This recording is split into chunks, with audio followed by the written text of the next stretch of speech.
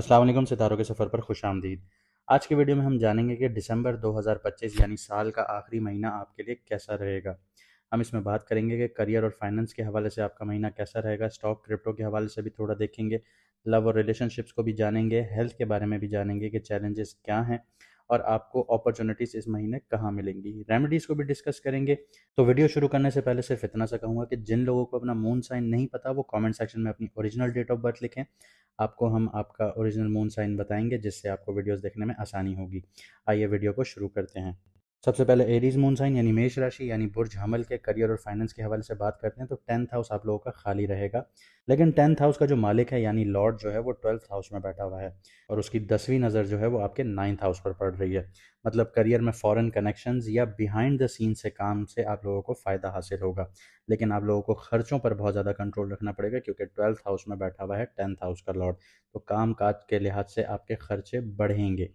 Jupiter retrograde है आपके 3rd house में जो 9 और 11वें घर पर नज़र डाल रहा है। तो सडनली आपको आपकी लक जो है वो सपोर्ट करना शुरू करेगी, प्रमोशंस मिल सकते हैं, न्यू प्रोजेक्ट्स या बिजनेस में नई डायरेक्शन आप लोगों को मिल सकती है।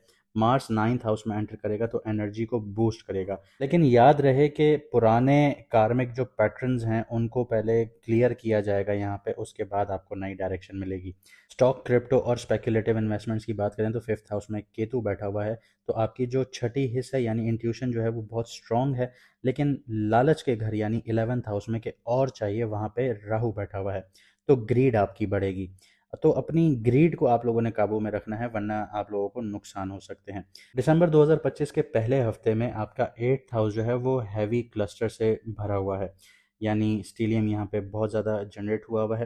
तो सडनली एक्सपेंसेस या ऑफिस पॉलिटिक्स भी देखने को मिल सकती है। लेकिन 16 दिसंबर के बाद जब फ्लो बदल जाएगा यानी आपके जो कुछ प्लैनेट्स हैं वो 9th हाउस में चले जाएंगे तो इनकम सोर्सेज आप लोगों के खुलना शुरू हो जाएंगे।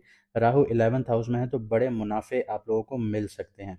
लेकिन सिर्फ सॉलिड रिसर्च के बाद इन्वेस्ट करना होगा वरना आप लोग नुकसान भी उठा सकते हैं क्योंकि जो राहु है वो इल्यूजन्स क्रिएट करता है। लव और रिलेशनशिप्स की बात करते हैं। शुरुआत में थोड़ी इंटेंस देखने को मिलेगी, आप लोगों को इंटेंसिटी देखने को मिलेगी क्योंकि वीनस और मार्स जो है वो 8th हाउस में है। इंटीमेसी बहुत ज़्यादा बढ़ेगी, पैशन हाई होगा, लेकिन ट्रस्ट इश्यूज या सडन बातें कोई सामने आ सकती हैं आप लोगों के। जुपिटर की 5वीं नज़र जो है वो आपके 7वें घर पर पड़ेगी, इसलिए बीच महीने में पार्टनरशिप्स में स्टेबिलिटी आना शुरू होगी। जिन लोगों की शादियां नहीं हुई, जो सिंगल्स हैं, तो जुपिटर यहाँ पे आपके 7th हाउस को ब्लेस करेगा तो यहाँ पे आपकी शादियों के भी चांसेस बन जाएंगे। जो लोग सिंगल्स हैं 19 से 31 दिसंबर तक वीनस जो है वो आपके 9th हाउस में होगा तो कोई इंटरेस्टिंग पर्सन भी आपको या फिर लॉन्ग डिस्टेंस में आप लोगों का जो ट्रैवल के थ्रू या आप लोगों के सोशल मीडिया के थ्रू आप लोगों को कोई पर्सन मिल सकता है। इसके अलावा मैरिड लोगों के लिए 10 से 12 जो दिसंबर होगा मून केतु के साथ होगा तो इमोशनल डिस्टेंस करवा सकता है, फील होगा आप लोगों को कि आप यहाँ पे मेंटली अलाइन नहीं कर रहे अपने पार्टनर के साथ। बात कीजिएगा, वहाँ पे चीज़ें क्लियर हो जाएंगी। ओवरऑल बात करूँ तो रिलेशनशिप्स में डेप्थ देखने को मिलेगी, सरफेस लेवल वाली बातें ख़त्म होना शुरू हो जाएंगी। हेल्थ की बात करते हैं तो एरीज वालों को थोड़ा सा ध्यान रखना होगा क्योंकि 12th और आपका 8th हाउस और आपका 6th हाउस हाईली एक्टिवेटेड है। क्योंकि 8th हाउस में इतने सारे जो प्लैनेट्स हैं वो शुरू में आपको स्टमक एक, पाइल्स या लोअर एब्डोमेन से रिलेटेड कोई तकलीफ दे सकते हैं, स्पेशली 17 से 19 दिसंबर तक जब मून भी वहीं पे होगा। सैटर्न आपके 12th हाउस में है और 6th हाउस पर भी नज़र डाल रहा है।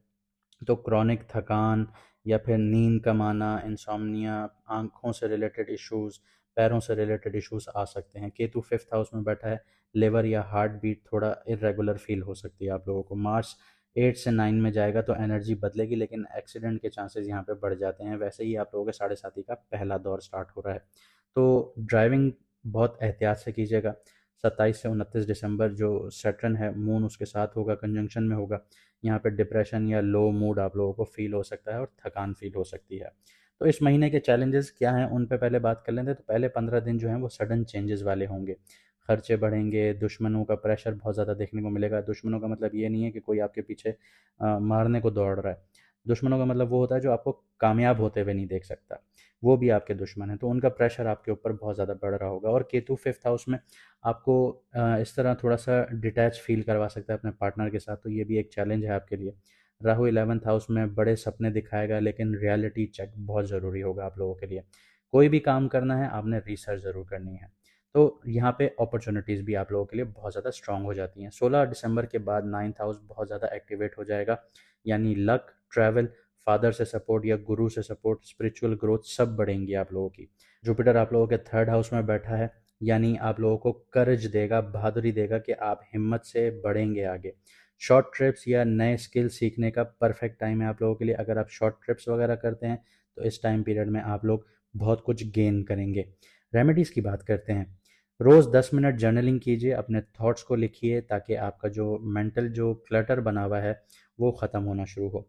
ग्रैटिट्यूड लिस्ट बनाइए, ऊपर वाले का शुक्र अदा कीजिए कि उसने आपको जितनी भी नेमतें दी उनका आप शुक्र अदा कीजिए।